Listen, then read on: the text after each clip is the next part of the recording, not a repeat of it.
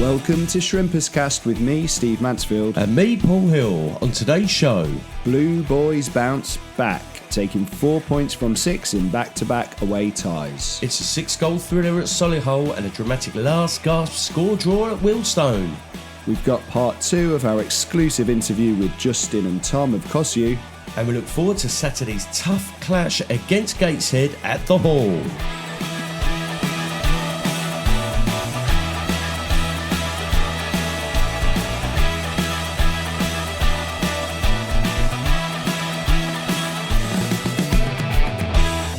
Hello and welcome to Shrimperscast. I'm sat here with Paul Hill. How you doing, Paul? You all right, mate? Full of cold, mate. Full of cold, snot and everything. Well, I wouldn't have let you in if you'd have told me that before you came. You're literally dropping that news on me now. I'm getting better. No, it's all good. Okay. Yeah, I'm over the worst of it, but you know what I mean. Not infectious. No. Well, I don't know. Let me know in a couple of days, see how you get on. Let's find out. Fingers crossed you're not. How are you, though? You all right? I'm well, yeah, like fighting fit, mate. I'm trying to hold on to this, going into the winter, protect my immune system. But no, all good, thanks. All good, very busy as usual. So, Paul, it's been a really busy few days for Southend as well, with 2 away clashes. And starting with Solihull away on Saturday, which turned out to be a bit of a thriller in the end. Wow. Well, we do enjoy playing them, don't we? But was I expecting this? Not really. It's just a pleasant surprise. Wasn't it? Again, goals from everywhere, really. Yeah. And a fantastic team performance. Yeah. Can't knock it. And it's nice to see Keenan Forson get his first goal as well. Yeah. Do you know, the more I watch him play, I think our man Shrimperscast also touched on it, because with Wes Fongook leaving, there has been that gap in that midfield for that type of player, and he seems to be kind of filling his boots quite well. But what well taken goal! Did you see it? Yeah, brilliant. Yeah, mate, what great vision ball from over. Grove. Brilliant, over the top, and he took it down well. Beat his man in the Smashed area. it across. Yeah, no chance. Yeah, and nice to see Pebble, our man Pebble. Yeah, getting. Do you know what? Right, when I first saw him, I thought it's going to take a while for him to get in. Yeah, but now I think he's at a good level here. 2 goals, not bad, and hold the ball up well. Played, put in a great shift. I thought his first goal was fantastic. The way he sort of sauntered forward. They were backing off him, sort of almost begging him to shoot, and he just did that really nice side-footed finish, bottom corner. Keeper had no chance. Yeah, man. Really, really nice goal. Second goal was a bit of a goal line scramble, wasn't it, that he sort of knocked in. But even that was good, because Bonds, have you seen the footage that Southend's media team put out? They caught it brilliantly. I mean, Bonds great at that. That flicking header over towards that back post. Yeah, and then there it was, just to knock in. But Gus's goal, what is going on with this guy? He's full of confidence in a minute, isn't he? Yeah. The way he took the ball, ghosted it in the area, beat a couple of boys and smashed it. Yeah. Straight past the keeper. Yeah. Oh, great. I mean, stuff. most of his goals have been sort of like headers and things, kind of, I guess, what you'd associate. I mean, I know he's not really. Well, he's scoring them all, isn't he? I mean, the one against, who was it when we got smashed 3-1? Sutton. That was, 30 yards out. Yeah. He scores when he wants, mate. Scores when he wants. He does how what he wants. Yeah, good luck to him. Keep going, mate. Absolutely, you're doing well. Yeah, absolutely amazing form he's in. So, really, really good.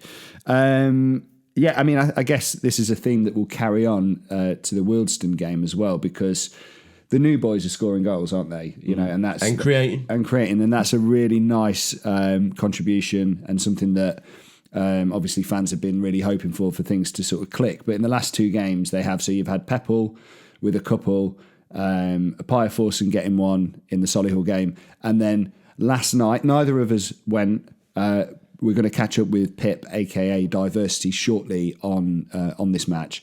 But we do, it's going to be no surprise to anyone listening to a Southend United podcast. You're all going to know the result. It was 1-1, and there was basically all the drama was in the last few minutes. Yep. And Josh Walker got the equaliser on the 95th minute. Yeah. So another kind of the newer signings contributing with goals. That's got to be a positive, hasn't it? Absolutely, 100%. And, unfortunately, I went to go and watch Barrow get stuffed 5-0 last night. That's why I miss it. My mum's from Barrow. Right. Hello, Mum. How are you?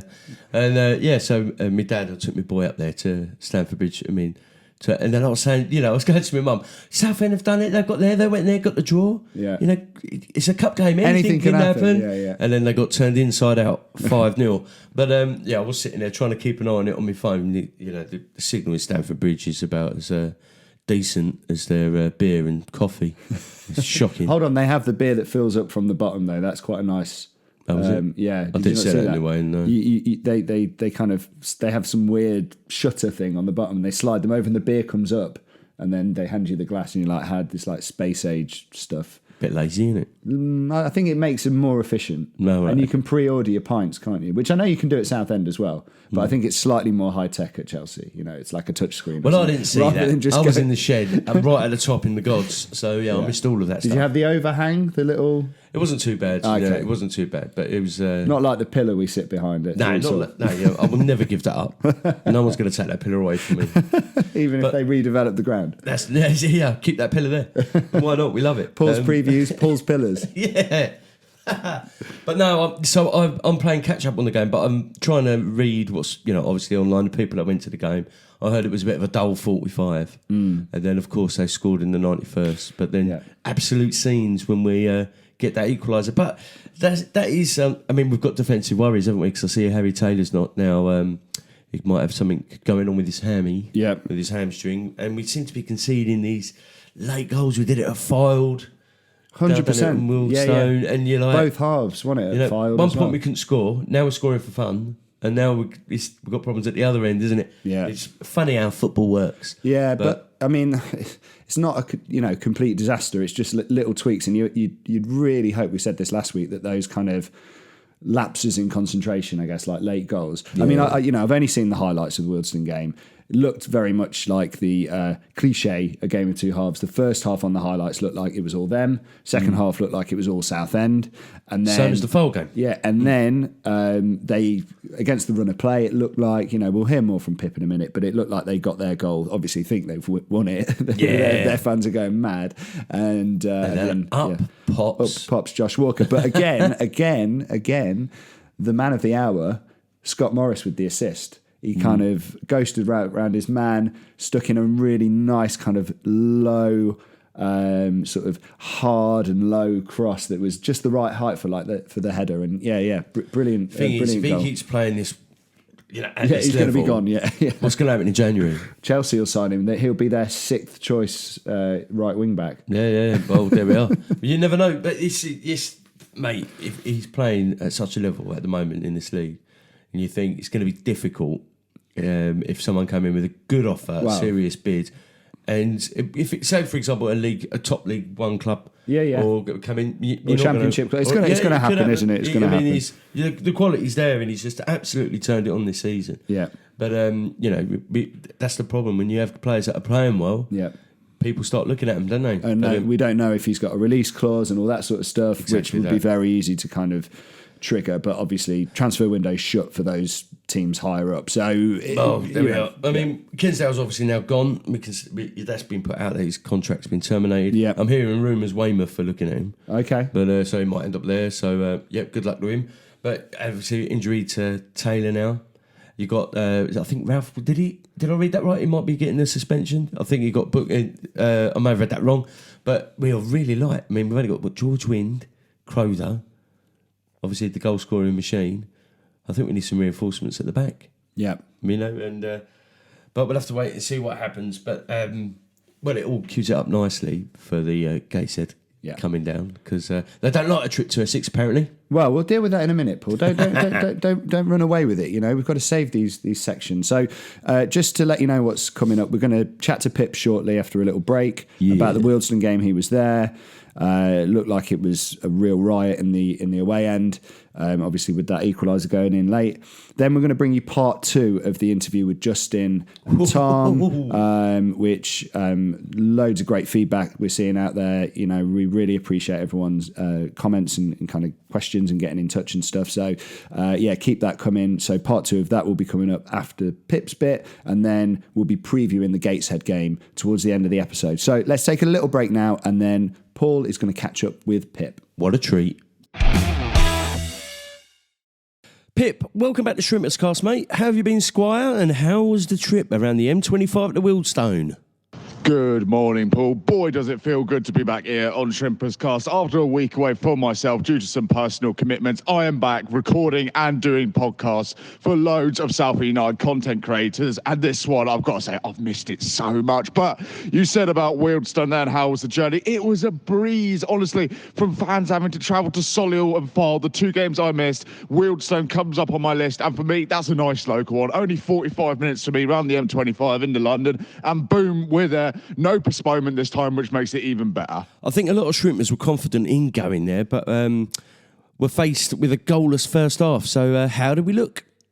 Yeah, so that first half, I think we need to write that one off very, very quickly because it just wasn't a Southend United performance we were expecting. We're used to seeing a high-pressing team trying to win the ball back at every cost and forcing the other team into mistakes, but it was more Wealdstone forcing us into the mistakes, waiting for Blues to come forward, and then when Wealdstone would win the ball, they would flood forward with players, almost like a counter-attacking style play, which worked actually really well against us. They just waited and waited. They were happy for us to have the ball as long as we didn't get too close to their net, and then boom, they pick up, go down the other end and cause us trouble, and it was effective. Wealdstone came out of that first half the better side, I'd say. Yes, mate, and then pretty much a goalless second half until, well, like London Buses, the goals came all at once. They took the lead on 91 before Josh Walker equalised off the bench on 94. So, yeah, mate, talk us through it. Like London Buses, Paul? Well, this one was severely delayed on the Southend half because Southend came out in that second half looking to score that goal. Wealdstone had to do a lot more sitting back and Blues upped their high-pressing game, and it started to come into effect a lot there. Substitutes came on like James Morton, which caused a bit of confusion for us, and then Josh Walker comes online to save it for us after Wealdstone scored in the 91st, I think you just said there, and then 94 minutes, Josh Walker pops up in the corner off of Gus Scott Morris cross. That boy can do no wrong, by the way. Gus has been involved so much. If he's not player of the season already, I don't know what else to say about him. Absolute scenes, mate. Absolute scenes. So any Blue Boys stand out for you on the night? I think in terms of trying to pick a man of the match, it's very tricky considering that performance wasn't really a Southend performance we were used to. Although we did get a last-minute saving grace, I don't think many stood out, but there were a few standouts. Josh Walker obviously coming back, first goal for him. Gus Scott Morris, another assist to his name, and he's just on fire this season. But I'd say the one player who stood out for me was Kenan Appiah-Forsen. What a start this player has had for us. He's just that little burst of pace in the midfield we've been missing. And he's only a small guy, but boy, can he win the ball back with so much ease and grace and just drive the team forward and allow the attackers to break off him to create space. And even like last night, he played a part in that goal. So really, Appiah-Forsen, man of the match for me. Oh, yes, mate. He's turning out to be, a proper little gem of a player, isn't he? But although we'll probably expect to win that, any point could be valuable, especially away from home, coming to the end of the season. So I guess that kind of felt like a point gained, given we nearly lost it. So if we look in terms of form right now, obviously last Tuesday we lost at Fylde in the last minute and it was all not a very happy atmosphere. But since then, 4 points out of a possible 6, that's not bad. That's not bad. 2 away games, 2 tricky away games. Might I add, Wealdstone was never going to be a walkover game, although it was winnable, considering they lost to Barnet at the weekend. They were looking for a response. So to be fair, 4 points out of a possible 6 from 2 away games isn't bad. And dare I say, that is promotion form. So if Blues can keep hanging in there for the rest of the season, it will keep turning away. And don't forget, we still got players being introduced that are just getting used to it. Like Bond last night, he played well at Solihull, but last night just maybe came too soon for him. And that's just to do with match fitness, but he will get it there. And soon he'll be that high scoring striker we desperately need. Nice one. Cheers. Thank you, Pip. And take care, mate. And we'll see you soon. Thank you for having me on, Paul, and thank you to all you lovely listeners for tuning in. And make sure you check out my video over on my YouTube channel, Diversity. Have a good day, all of you. Peace. Massive thanks again to Pip for joining us and being our man in the stands for the Wealdstone game. Thank you, Pip. If you don't follow him already, he is on YouTube. It's Diversity with a 1 instead of an I at the start. So give him a little follow. Right, we're going to take a short break and then we'll be back with part 2 of our exclusive interview with Justin and Tom of COSU. See you shortly. Okay, welcome back. So it's now time for part 2 of the exclusive interview that we've done with Chairman Justin and Tom Arnold of COSU. And as I said earlier, the feedback that we're seeing on social media, on the fan forums, is absolutely fantastic.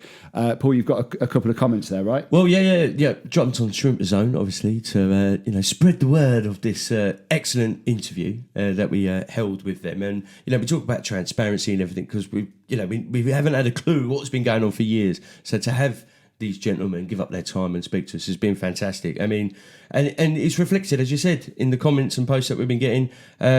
One of them in particular from, I think this is Ost Scully Pryor Powell, former players, what a name that is. But he says, excellent questions, exactly what the fans want to hear. Feels like we've learnt a lot since the Cliffs Pavilion event. Thanks for filling the gaps. And yeah, spot on there. And I like this one, in particular from my read, 567.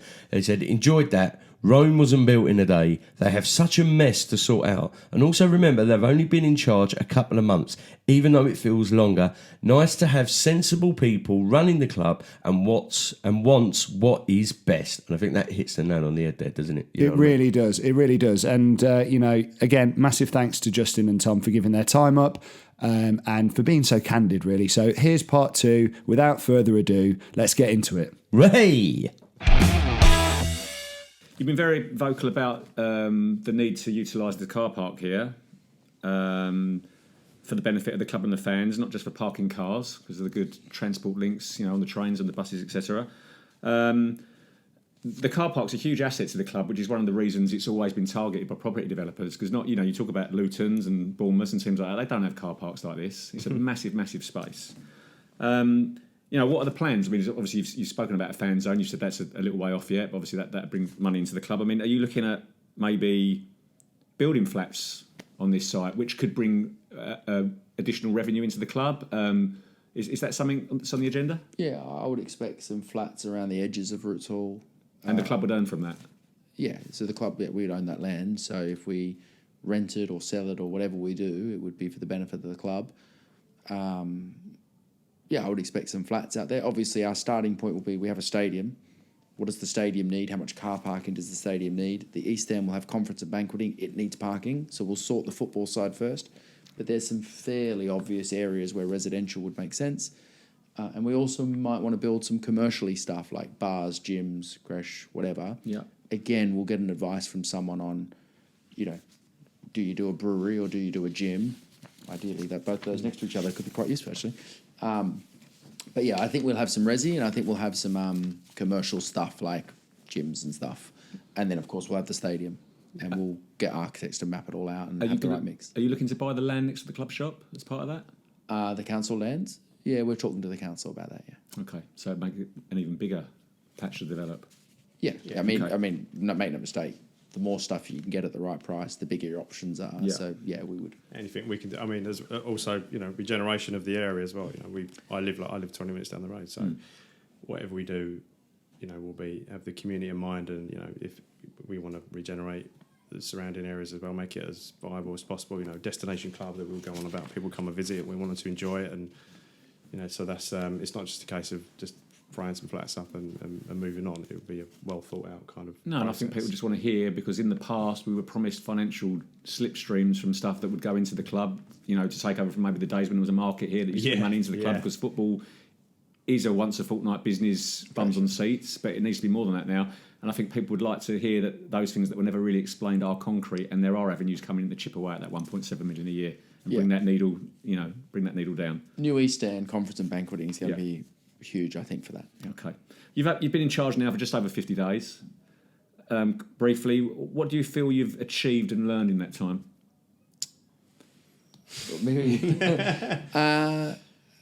Achieved. I think there's lots that's happened. I think a huge amount's happened in 50 days in terms of improvements around the ground. Lots of stuff around the ground. I think there's been an uplifting in standards across the board. I mean, little things like the videos that we do to market the new kit launch, for example. You can just announce, hey, there's a new kit, go and pick it up tomorrow. But a lot of effort is going into how we communicate things, like those video launches, rather than just announce it. So I think you can see quite a lot happening. We've got new training ground. just about to come to life. I think there's been plenty of improvements around Roots Hall. We've obviously improved a lot of the finances, paid a lot of bills, and I think we've restored a lot of trust in a lot of people who... There'll be still people that are reserving judgment. That's normal and that's fine. But I think there's a lot of people who are going, actually, yeah, there's tangible improvements across the board. What have we learned? Things take time. I think we probably had some original plans where a fan zone would already be in by now and all the cabins at the training ground would be done and a few of those sorts of things. But things take longer than you think. Because it's a learning process for you guys as well, isn't it? Well, it is, and we've still only got one CEO, and he's still only got the same number of people that report to him. So it's all well and good having 10 new owners with 400 ideas on WhatsApp. But someone needs to think of those ideas, plan those ideas, communicate those ideas, execute those ideas. So it'll remind us that there'll be lots of plans, but we have to prioritise. We have to focus on first things first. We can't do everything. We have to be sensible. Everything's got to be in balance. I think the biggest learning, not that it's a surprise, is really make sure we're prioritising, or we'll end up trying to do everything and achieve nothing, which of course is not what we want. Small incremental progress. I think every time you come to Roots Hall at the moment, there's just little changes, and it's the small things that matter sometimes, isn't it? It can be, as long as the big things, like a new East Stand, are progressing in parallel, even though people might not see it. The progress on that might be background planning architects for a while. So I think we need 2 tiers: daily improvements on small stuff, but tangible progress on the big stuff that will really be a needle mover for this club. And you can't be a championship club just if you buy a couple of championship footballers. You need to have a championship club standards, principle, culture, values, infrastructure. All of that stuff needs to uplift in a parallel to the actual team on the grass uplifting, right? So I think the team is getting better. We've had a terrible run with injuries and other things, but I think the quality of people we're bringing in is good. And of course, we already had a really good structure. We had a really good football department, Kev and his team. We had really good players with a really good team spirit and an identity. We almost had a step backwards because we had all those injuries. And I know there's other things than injuries, but injuries are a big part of it. But I think overall, the signs are that we're getting better on the pitch, but our big focus is to ensure that we're better off the pitch. The better we are off the pitch, the better we'll be on the pitch. I think well, let's just get into the playing side a bit. I mean, to me, pre-season for a manager, a Kev, really starts about March, April, maybe even earlier. That's when you're looking at the players you want to bring in. That's when you're planning what you're going to do pre-season. And following the rumbling on of the takeover, dragging into the summer, it's obviously must have put Kev's plans back a little with the pre-season arrangements. Maybe missing out on main transfer targets because things only got completed a couple of months ago, which is obviously not your guys' fault at all. It was just the nature of the beast. Do you feel that we're still a little behind the other National League clubs in our preparation, squad building for this season? Well, do you think we had to come from behind a little bit? Yeah, a little bit. We had an embargo till, I don't know, after the season had started. And a lot in our league, there's a lot of people whose contracts are up in April, so they're not getting paid. So they're not going to sit around till the end of the window like you might get in the Premier League, where players sort of sit around to the end. I think there's players that go, hey, I'm up from my club in May, so I'm not getting paid if I haven't signed at the start of the window, which I think is a little different than the higher-ups. So, we absolutely missed targets and we were behind the 8 ball a bit. We've also chosen to go with a smaller squad of the right quality rather than a really bloated squad. And that's a collective decision. But, of course, when you lose 6 players in a week as we did, it's very hard. Anyone would find that hard to absorb. But it's particularly hard to absorb when you're already on the lighter side of the squad. I think, when the 4 boys that are out injured at the moment come back, then I think we're looking pretty healthy. And we're maybe, I'm sure Kev wouldn't mind me saying, we're maybe 1 or 2 away from being complete.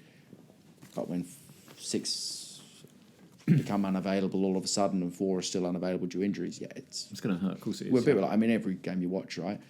The change to 5 subs this year means you get truly rewarded for strength in depth. And York, Barnet, 5 subs, Oldham. It's a luxury, isn't it? But those clubs with big strength and depth are using those much. I think eventually we're one that will benefit from that rule, but not until we've got a full complement. I think the guys have done really well. So to your question, I think we started a bit behind and then we went a bit further behind due to some unfortunate circumstances. But that's football. That is football. Yes. And I think, we deal with it, and the guys, we're gradually, Macaulay Bond came in last week, and we'll gradually get the full numbers up, and I think when we do, we'll have a really, really, really strong squad.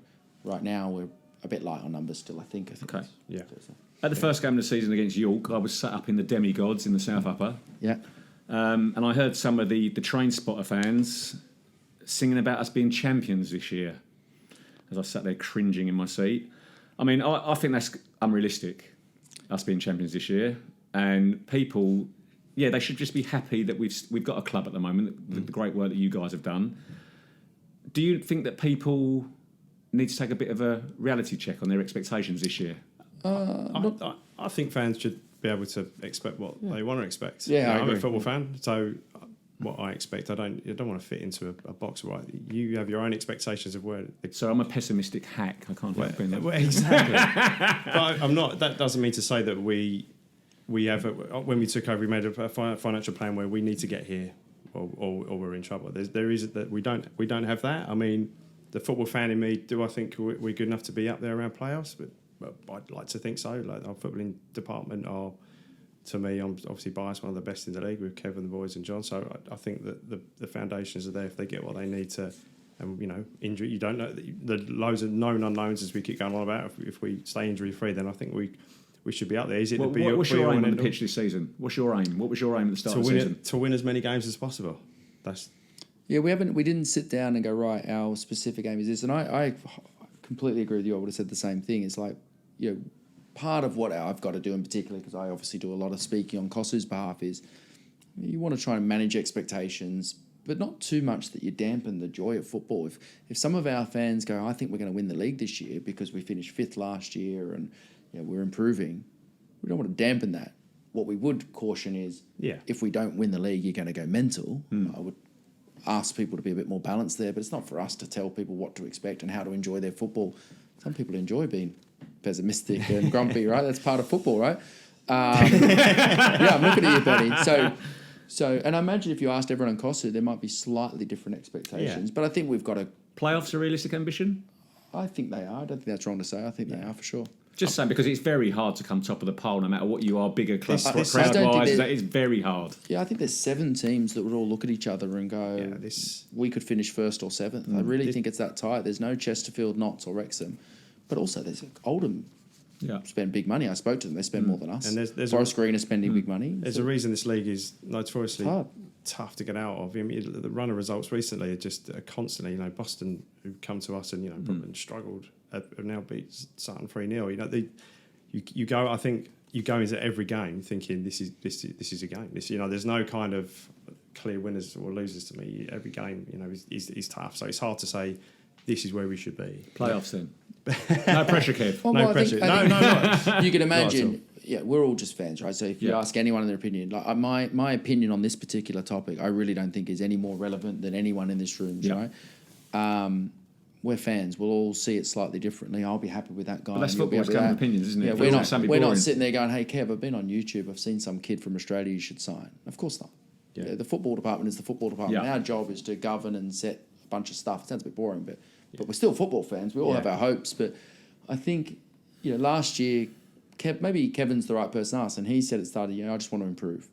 It sounds like a standard answer, but he's right. If we were 5th last year, if he keeps improving, we're eventually going to get up, in my opinion. Whether it's this year or next year, there's too many good teams spending too much money to gamble on whether it's this year or next year. And my advice is, don't just wait for promotion and say, I'll be happy the day we clinch promotion. There's a lot of fun to be had on the journey, and the ups and the downs make the ups more fun. I'm sure I don't need Southend fans don't need me to tell them that. So I think we've got a competitive side, but it's a competitive league, and we kind of aren't being so fixated on the exact target. We're watching it and trying to support Kev as much as we can. Well, you've already said the playing budget is bigger this year, slightly bigger, a little bit bigger. A little Okay, bit. So Harry Cardwell went for 120 grand, I believe. Was his release clause? You're entitled to believe whatever you like, but it was. I'm not going to give you the exact number, otherwise some guy that we try and sign from I'm looking straight in the eye. Eastbourne will all of a sudden value their player at the same Tom, number. 120 grand? What did you say, Justin? But anyway, whatever it was. There or thereabouts, yeah. Can Kev go out and spend fees on players? Can he go out and sign a striker for 50 grand using some of that money? Well, we already signed, I think, 5 or 6 players since we came in for fees. In fact, before we came in. This is the sort of stuff where I don't think it's helpful to the club that we all love to go, we have this much money, because then the next guy we bid for is going to magically be quoted that price by his club. So I think it would not be good for anyone. But we have paid transfer fees for Josh Walker, Adam Crowther, Danny Waldron. So case by case, we work within our budget and our constraints. We work with Kevin John. 2 of those were last season, Crowther and Waldron. What, so do I get a refund? No, you don't. This is football. This is the nature of the beast. But what I'm saying to you is, if Kev's like, look, there's this striker, it'll make a massive difference. We're creating a lot of chances. This guy, would he be able to spend money to go out and get him? It's not that. So we didn't want to sell Cardwell, right?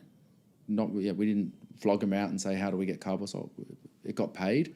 We sit down and go, now what do we want to deal with it? Do we replace him like for like? You can imagine we're having those conversations all the time, led by Kevin and John. There will always be a limit, whether it be a transfer fee or a wage bill. But I think it's important for people to realise that. I think it's important. I think they should realise that there will always be a budget, and there'll always be limits to those budgets. And you might circumstantially go, I know we had a limit, but let's go slightly higher because of this opportunity that's popped up.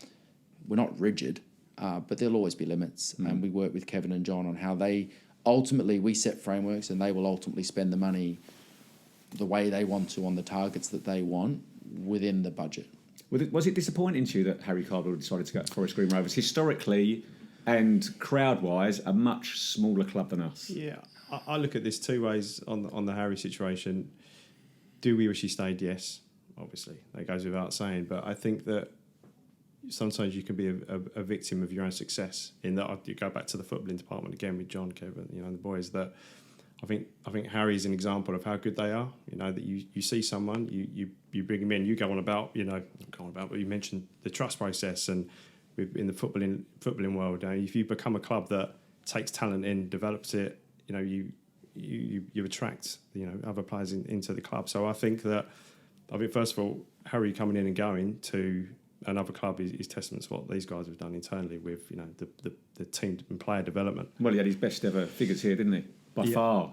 And look, do we wish Harry well? Obviously not when he plays against us. I think he's getting splinters in his bum on the bench there, isn't he? I think he'll do all right there. But I think our job is to... Well, firstly, we could have lost Harry for a free in April.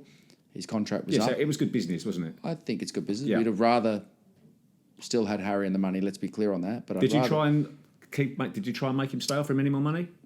Up his wages? We tried to make... Some of this stuff is the detail, right, guys? I don't need figures, but I just interested if that conversation happened. You tried to keep him here. I think this is a bit much. So we wanted him to stay. There was conversations. He ultimately chose what was best for him, his family, etc. And we genuinely wish him well. Honestly, everyone would answer the question differently. Kev, Tom, my view is, okay, that's done. I'm glad we didn't lose him on a free. Kevin, what do you want to do? And how do we support you with the best available option? My focus is where Southend finished this year. I don't care if I want to finish first, and if we don't, I don't really care if Barnet or Forest Green finish above us because of how I don't really care. Our focus is on us, and we're going to deal with tough times like injury crises and losing a striker unexpectedly to the best of our ability. And when times are good, we're going to deal with that to the best of our ability. But I think we'll be fine. And the onus is on who we bring in to become the new hero and to score more than 18 goals, that sort of stuff. So I think we're bringing in good players. Yes. We're just not getting them all on the pitch at the same time. Yeah, and we trust, as Justice said, we trust Kevin more than anyone and John to find the people that need to come in. They've proved they've done it countless times. I've got every faith that they'll continue to do it going forward. Okay. We've already said the crowds at Roots have been unbelievable again this season. And you've already said, I think the capacity here could be 10, 11,000 if everything was done right. I mean, are you looking? You've touched on the northwest. I think we said. So you're looking at these. Is it just down to safety certificates, stuff like that we've got this reduced capacity for home fans? Yeah, essentially, yes. Where the ground's obviously been run into the dirt a bit, and it needs. I mean, what sort of things is it to get it all open again? What needs to be done? It's a bunch of different things. So some of it is. Like for the North, for example, the reason we can only have 800 away fans, not that bothered Eastleigh, but the reason we can only have 800 in that section is because it's quite a narrow access and egress. So there'll be a rule that says, for every metre you can have 800. I mean, it's probably not the rule, but so some of it is the ins and outs. In case there's a fire, you need to be able to get everyone in and out. And of course, it's landfill underneath, right? It's not like the modern grounds where you go down and it's a concourse and you get out left and right. For the Northwest, it's the toilets aren't up to scratch. There's nowhere to serve food. I don't know, the seats are shit. So there's a few different things in different sections. if we bring the Northwest online, our capacity will go from about 8.5 now that we can use to about 10. Right. That feels about right for now anyway. Yeah, because more success, you want the fans to be able to come in if you get success, Like, don't you? So absolutely. Yeah, Don't exactly. cut your nose to spite your face, do you? Yeah, but the East, for example, you're not allowed. Every seat can't be used. They'll always say use 90% of your capacity for different stuff. Okay. When you modernise, it addresses those things. Right, we've obviously got a game to watch today, so I've got some. We asked fans on X to fire over a few questions. So if you want to just give us some Okay. answers as quickly as you can. Obviously, you've touched briefly on this great project you've come up with this week, the fan advisory board. So obviously, because I know communication between yourselves and the fans is very, very important. Yeah. Would you welcome fan representation on the board, such as a member of the Shrimpers Trust, who, along with the protest groups as well, work very closely with you with helping to get this takeover through? Is that something you'd look at in the future? Fan advisory board is our answer to that now, and I appreciate it's different to having an individual on the main Southend United board, but our chosen path right now is the fan advisory board, which will have a Shrimpers Trust member elected by their membership. Yeah.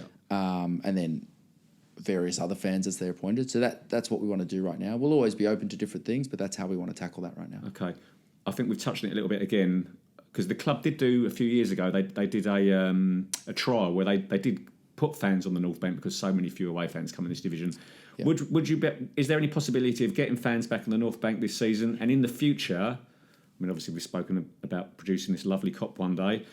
Between now and then, could safe standing be introduced there?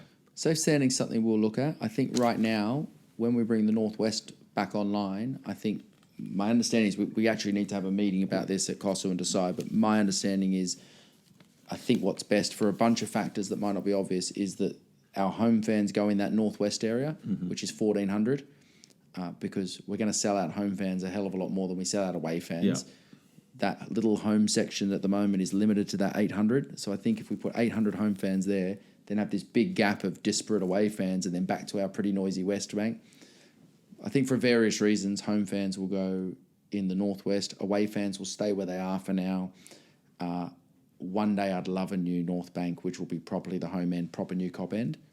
That's a little way away. That would be music to a lot of people's ears. Yeah. Could support arms be introduced on every row on the West Stand, similar to those in Stand 66 at Barnet? Absolutely no idea. Do you know what that is? Support arms. What does that mean? So that you're not obscured, so you see the game. Obviously, there's a lot of The pillars? Yes. Getting rid of pillars is huge money, so not happening imminently, I would suggest, in the West, yeah. Which COSU members play an active role in the club, and who would just be sticking their hands in their pockets? At the moment, George Taylor feels like he's putting his hand in his pocket. I think everyone's... I mean, question. you're a good person, Ash. You're not on the board, but you feel active, wouldn't you? Yeah. I think, again, too many cooks.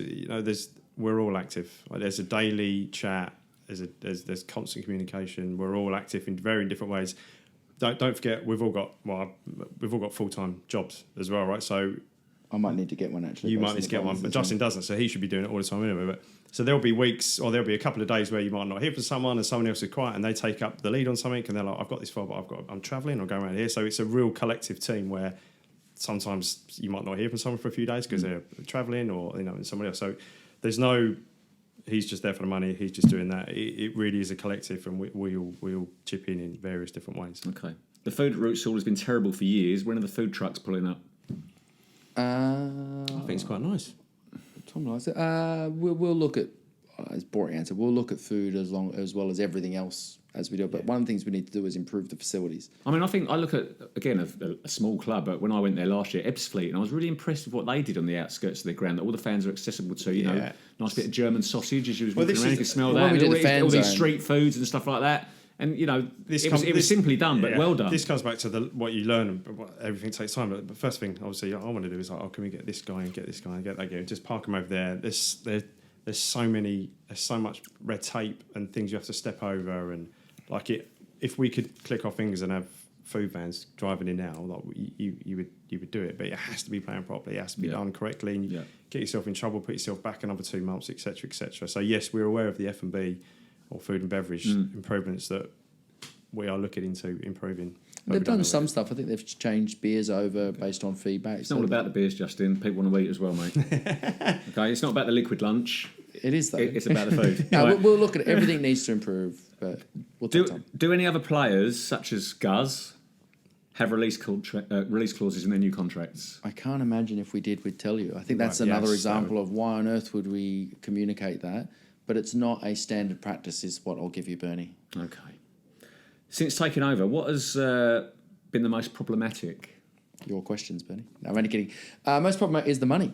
Let's face it, if we had more money, everything would be a lot easier. No one's spending more than us at the moment because we've spent $6 million a year because we've got all the history that we've got to make up for, right? If the finances were better, then Kev would have more options. We'd be doing a lot of things we're talking about. So it's a boring answer, but the biggest challenge is the finances. Okay. That's what we've got to fix.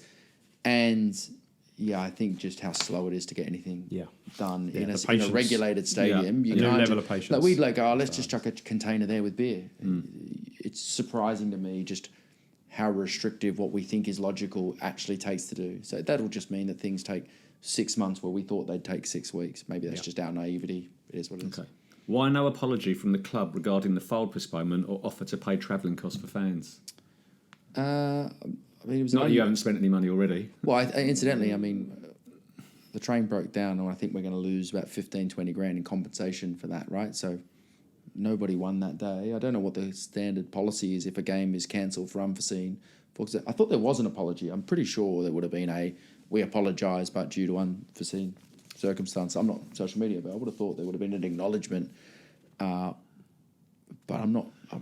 I guess part of the culture of feedback will be the fans tell us whether that wasn't enough. I mean, I wouldn't expect anyone in the club to fall on their sword and resign because a train got stuck between bloody Euston and somewhere else. So there's a limit of not self-castigating ourselves for something that came out of our control. That said, I mean, certainly the fans I spoke to that travelled, it's shit. I felt sorry for them. They spent their time and money for the game that never was, and we certainly feel that. But yeah, I mean, I'm not sure it was in the club's control. Am I answering this right, Dom? No, I think you are, yeah. Okay. I think you've touched on this already, this question. Are you actively seeking additional investment now within the next 5 years from outside the current COSU members? And if so, what criteria would you be looking for? You've spoken about lenders and... A little different, yeah. So when we talk about lenders, though, really that would be, does someone want to lend us 20 million at 5% interest and COSU pays the interest? So that's not really looking beyond COSU. That said, COSU is not a closed shop. It started with a couple of people and now it's at 10. So we're always open for the right person to join COSU. We've had lots of people reach out and we chat to them and see if we're aligned on how we see things, because if we're not, then you'll have a bit of friction. So COSU is not a closed shop, but when we talk external money, we more mean borrowing from council or a bank. We mean those things. When can we have ladies' loos that lock and toilet seats that don't move about precariously, notably those upstairs in the groundsman's arms, above the groundsman's arms? I think toilets is important. I think particularly for the ladies, right? Yeah. I think it's really important. If I had a daughter or something, it'd be one of the things that would make me think twice about bringing them to a football game. So, yeah, we've got to look at the state of the loos. Obviously, they're expensive to fix. So when we do the Northwest, one of the reasons the Northwest isn't open is because the toilets are horrendous. So I think it's a problem. I can't speak to the state of each loo in each place, but we should. Yeah. A perfect example of scanning the code and telling us. We will. It's not just a tick box. We will be looking at what people are suggesting and putting in. When do you see us back in the Football League? I don't want to put a time on it because I think it would just, if I say it, it puts pressure on Kev, which I think is hugely inappropriate after what he's put up with. Yeah. What I would say is we are constantly trying to get better. You probably hear me talk about off the pitch so often. Yeah. I wouldn't want anyone to think that I'm not interested in the football. No. The only reason I'm here hemorrhaging all this money with my friends is football. Yeah. It is the passion. Game day is the best day of the week. But the best way we can help Kev is to not put undue pressure on him, to improve everything that we can within our control off the pitch so it finds its way back to him on the pitch. I think if we do that, we'll get there with the nucleus of our current setup. But whether it's this year or next year or the year after, it's too competitive a league to chuck a pin on it. And if I say it, people will read more into it than they should. Again, go back to what we said earlier about expectation. I think it's also very important for people to realise, and correct me if I'm wrong, but we're not a Wrexham here. Correct. Not saying that you don't look like, Ryan Reynolds and the other guy. I wish I looked like okay. You're just a shit Ryan Reynolds. Yeah. I'm like, you're not taking the piss out of each other enough. But anyway, you're not was a lot of money there. They've spent a lot of money to get where they are, so I think it's important for people to realise this isn't Wrexham Mark II, and this is going to be done through careful planning, hard graft, and doing things the right way. Is that a fair comment? Spot on. We don't have that sort of money. A fair play to them, right? Just having money doesn't magically make you win. They've spent a lot of it, but they've spent it well. They've had back-to-back promotions, so fair play to them. We're just not that story. We've said all along we don't have those sorts of means. We're also, it's not a period of austerity. We're not like shrinking back down, selling all our players for fun and accepting mid-table mediocrity. So we're ambitious, but we're not at that level. Yeah. It's a completely different story. And we need everyone's help. The fans have a big role to play. They're playing it right now. There'll be a bigger role in the future when we... And people need to be patient. Yeah, and the council have a role, the business community have a role, and everyone's, to be fair, playing it right now. Yeah. We'll get there eventually. I think we all see ourselves in the EFL one day, but we're going to chip away at it. And I think it'll be more rewarding if we win against more expensively assembled teams. When that day happens, for me personally, that'll be a huge achievement, more so than just bullying the pot and promoting. Our fan strength is one of our biggest strengths, yes. right? So we're all as COSU and as Justin, and we do what we do, but we're all here to do it. We're all part of it. So it's a different story to Wrexham in terms of finances, yes, and their recognition around the world, but we're doing it in a slightly more communal way, I suppose, that we feel like that there's enough people and enough good support around to help us do it. So it's a different story. Bromley can be better. I mean, I know a lot of people go, hey, to get out of this league, you need to spend Wrexham money. Well, no, maybe Bromley's should give people more hope. No, that's a good shout. They've done a lot of sensible stuff over there. They bring in money on a non-match day, 4G pitches, bars that service their community all around.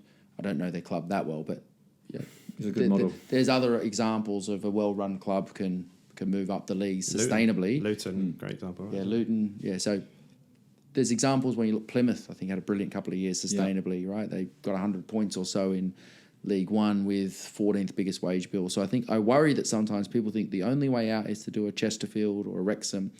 No, it's a way out, but it's not the only way out. We're going to work hard. It's not the only way. It's also like if we're carefully constructing a model and governance that in 5-10 years' time, if another club gets into problems, we'd happily share what we did to say, look, we know what you're going through. This is what we had to do. You can, it's not over. You can save yourself. This is what you've got to do. So if we do what we do and it's successful, and then you look back in 5-10 years' time, and there's a SUFC, there's a Blues model that we did, and we want the rest of the football leagues to see that you can do it. Are you living in Southend? At the moment, I'm based in Holland because I couldn't get my dog in, so I fly in for games. Every couple of days. It's a massive dog. It's not allowed in. He's a little cavoodle. I'll take him for a walk. I know that. It's passport-related drama. Bloody Brexit, I'm telling you. Oh, I thought you had one of those. I thought you had one of those banned pit bulls. You weren't allowed to bring it in. No, you've seen. Yeah, one of the old the bullies. Yes, okay. 5 to 10 years down the line, you still kept your sanity, and the needle was pointing in the right direction, and we're breaking even, and we're looking after ourselves. Job done, flip the club, sell it on? I think you answer it in two ways. I think 5 years club is self-sustaining. Break-even's a good way to think about that, but there or thereabouts would be pretty good. Then I think it is first job done.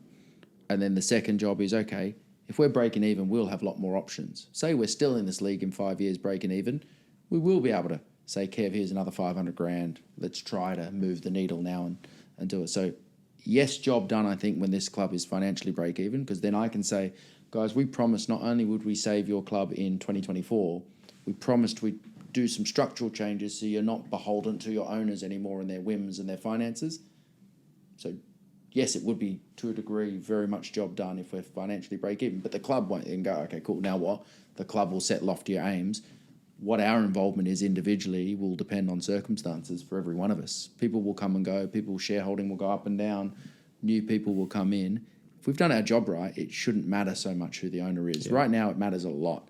Who is willing to lose this amount of money for whatever reason drives them out of bed? We should take away that reliance on benefactors, in my opinion, within the next 5 years. Okay, the last two questions, really big ones here, guys. The real two tough ones that have come from, I believe it was Lee on X. Being based near Amsterdam, what's your favourite cheese? My favourite cheese?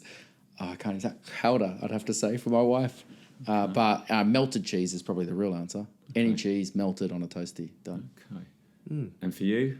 from the same guy. No. You got a question. Cheese question. You can say cheese. You can tell us a cheese. Just a cheddar guy, I know. Just Okay. Fucking hell. Like Why that did you want to answer that question then go with traditional. cheddar? well, just supporting Traditional and steady. That's what we need. Exactly, I like yeah. that. But you can have the last question from Lee. If Have had you the made choice, Lee up? No, I haven't actually. I can send you a screen grab later on. This is real. If you had the choice, fingers for toes or toes for fingers.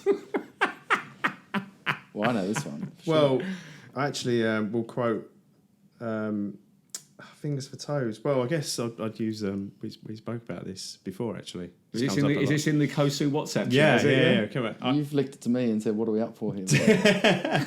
Well, yeah, I guess I'd have toes for fingers because then you can Maradona the goal in, right? And technically, it wouldn't be handball. It's a handball loophole. I like it. Yeah. Good answer. Like it. clever, right? Have you got a take on that? Yeah, that was my answer. That was- Oh, okay. You stole from done. me. It's Good crazy. stuff. We were talking about this on the way. Otherwise, though, without the football loophole, you'd have fingers are better than toes, right? What dogs? What have dogs got? Four 4 hands paws. or 4 foot? Paws. Yeah, but dunno. I mean, they're fine. I'd Thing is, though, probably can you have- hold a beer with toes for fingers? Oh, No. not in a plastic cup. You'd be struggling there then, son. But sorry, if you had... No, you want fingers. Yeah. Like fingers. Why we do it? Fingers for toes, for sure. Because we have got a Yeah. game to get to. On behalf of Have you seen my everybody, cheeks? thank you for so much what you've done, what you're doing, what the future holds. I think you've been quoted to say it is a journey. People need to enjoy that journey, be patient, Yep. and we'll all do it together. So Yeah. thank you Spot very on. much, chaps. Thanks very And much. thank you. And Thanks, again, boys. I know Justin said it in the week, but on behalf of COSU, thank you for the support and please keep coming and enjoying it. And thanks very much. Okay, take care. Thank you. Cheers, boys. There you have it. Once again, massive thank you to Justin and Tom for giving up their time. Paul, what did you think of that second part? Right, you've got to love it, haven't you, really? And just brilliant stuff. You cannot be excited from listening to the men in charge. You at cannot the top table. fail to be excited. You cannot fail to be excited. Rather, sorry. Coffee hasn't kicked in yet. But you know what I mean. But yeah, absolutely fantastic stuff. And I'm looking forward to what the future holds. You know, I think looking at that 5-year sustainability plan, I'm looking forward to seeing the proposals to the stadium, what they're going to be doing. You know, we're signing players for money now. And we've got good people at the top. Really good people at the top that have got the club's best interests at heart. They've got the community at heart. They've got the city at heart. I think we're going to be looking forward to it. And they just seem quite sensible, don't they? Yeah. Like, none of the answers were designed to kind of, sort of gas up the fans and kind of make everyone... No, like, it was just to honest. think, It was like, this is how it is. Yeah. This is what's going on, and this is how we're going to do it. Yeah, no mention Brilliant. of winning the Champions League or winning the Premier, which obviously would be terribly unrealistic. But it's all very sort of you said the word yourself, built on that kind of idea of sustainability, making the right decisions. I particularly liked it was in the first part, but the bit that Justin said about kind of giving the club back to the fans so that it's not beholden to the owners. I think that's a really good way of thinking about it. And, if they achieve their aims, that's kind of what they'll be delivering. So that, if they're still at the club or someone else comes in and takes over, the structure will be there. So it's not kind of, all at the whims of one person. So I think that's really promising and really, 100%. really insightful and great to hear. Also, Matt, they're just really good people. They're so approachable, personable. Do you know what I mean? I felt like I've known them for ages when we were sitting in that room. Yeah. And I think that's also very important, building that trust up again with the fan base. Because it's easy to come in and go, right, we're going to take the club over. They're not going to throw loads of money at it. We're not doing a Wrexham, as he mentioned in his interview. We're going to do it right. We're going to do it proper. We're going to be a sustainable club. We're getting the training ground back in. Everything's looking brilliant as far as I'm concerned. And I'm looking forward to what will hopefully be a good few years, challenging at the top end of the table and getting out of this league. Absolutely. Okay, so little break now, and we'll be back shortly with Paul's previews. Hooray! Welcome back, and it's now time for everyone's favourite part of the show. It is Paul's previews. Paul. We're welcoming Gateshead to Roots Hall this Saturday. They're doing quite well, although they've had some dodgy results recently. So, what have you got for us? Well, it's a good time to play them. And, it's a bit of a boot, isn't it, down from Gateshead? The 6,754-mile trip that they're going to be making. But, let's look at us first. So, in the last 5, we've won 2, drew the 1, lost 2. We've scored 9, but we are conceding 8. Got to tighten up at the back. We've got to tighten up in the back. I'm not worried about us scoring. Again, like you say, we've got these defensive things going on at the back. I think we're missing Ralphie. I think it's in his 5th yellow, so he could be suspended. We're going to miss our captain. So I don't know what they're going to do. We might have a change of formation. Or I don't know what Kev's going to do there. But the home form is not too bad for us because we've won 2, drawn 2, lost 1, scoring 8, conceding 6. It's going to be tough for them at the Hall, Gateshead. They don't like coming down to Essex because the last time they were kind of near Essex was down at Dagenham and they got turned inside out 7-1. That was the last time out, I believe. But let's have a look at Gateshead in the league. So they've won 3, haven't drawn, lost 2, scoring 7, conceding 10. I mean, 7 of them did come at that Dagenham game. Their away form, they've only played 4 on the road, winning 1, drawing 2, losing 1, scoring 5, conceding 9. So, they're going to be looking to bounce back, aren't they, from this, the absolute drubbing 7-1. I mean, that's going some, isn't it? And they were in the game as well. They were only 2-1 down at half time, and then they just folded, absolutely folded away at Dagenham. But yeah, like you say, the form's dipping off. The away form isn't great. So after beating Woking back in August, they won 2-0. I mean, they drew 1-1 with Halifax, 1-1 with Oldham, losing 7-1 at Gateshead. Are they going to come to Roots Hall and get a result? I don't think so. Yeah. I mean, they did beat Boston 2-0 last time out, but that was on the back of, back-to-back defeats. And, yeah, they don't travel well. Any players to watch out for? Any danger men? I think Aseni will be their man and to look out for. He's got 4 goals. So he's not in Gus's league, is he, in terms of goal scoring? No, not really. I mean, there's not really many players in that squad that are standing out for me. I mean, if we can bring that second half high pressing game, we seem to do it in the first half like we did against Eastleigh. Do you know what I mean? We played really well that first half. If we could join the dots and put everything together, I think it's going to be a tight game. Every time we play Gateshead, it always is. We'll either win or they win. It's never really that one-sided, I feel. But I think it's going to be like a 1-0. I think because of the defensive problems we've got at the back, I think we're going to be really kind of trying to shore it up there, not give anything too silly away. But I think that might impede us going forward. It's on record what Paul reckons 1-0. Yeah. We'll be talking about a 6-1 next week. Well, we? Hopefully. I'd love it. If it happens, great, fantastic. But I don't know. I know what you mean. And I think with Ralphie missing, they'll obviously be looking to kind of make it tight at the back. I mean, he might end up even playing something like a 3-5-2. Kind of really flood that midfield. Don't let them get, attacking us so much. Protects that back line as much as we can, because we are light on the ground. If Harry Taylor's out and we're missing Ralphie, it's going to be, they're going to be the areas they're going to want to hit us. Yeah. So let's not let them get there. Well, look, we've talked extensively. It's been a win and then a draw in the last 2. So, let's try and get another, let's try and be unbeaten on Saturday. I reckon Southend can win this one. Well, if results go away, we're now clawing towards that playoff spot, mate. Exactly. This is a game we need to win. Put a bit of form together. Exactly. Take them points of the teams above us, drag them into it. Yeah, and the newer players are starting to find form, as we've discussed. There's goals and assists coming from the newer players, so things are going to start to gel. Do you know what? Yeah. I'm going to say 1-0 Bon. Yeah. There you go. Okay. That's what I'm going with. Get your bets on. Okay, good stuff. Okay, thanks everyone for listening to today's episode. It's been great fun. And big thanks to you, Paul, for joining me. Oh, before we go. Got to say something. Yeah, go on. Yeah. So, Saturday, if you see me outside Roots Hall, I am joining Andy Lead and the Super Mob because they're raising funds for a match for Mickey. We're going to try and sell the tickets for the game. I think we'll share some bits on the socials. It's coming up. I tell you what, we should get Andy on. Andy, if you're listening to this, let's get you on. Talk about match for Mickey down at Bowes and Pitsy coming up. Loads of ex-legends are coming together for a benefit match for him. So nice. We should all get behind that. Yeah, absolutely. Sounds good. And definitely come on, Andy, and tell us about the match, and we're happy to support that and plug it. Okay, good stuff. Paul, thanks for joining me. Always a pleasure, never a chore. Big thanks to Justin and Tom and Bernie again for the in-depth interview. We hope you all enjoy it. Please let us know. Comments on social media, etc. We'd love to read them. Yeah. And all that's left to say, really, is up the blues. Up the blues.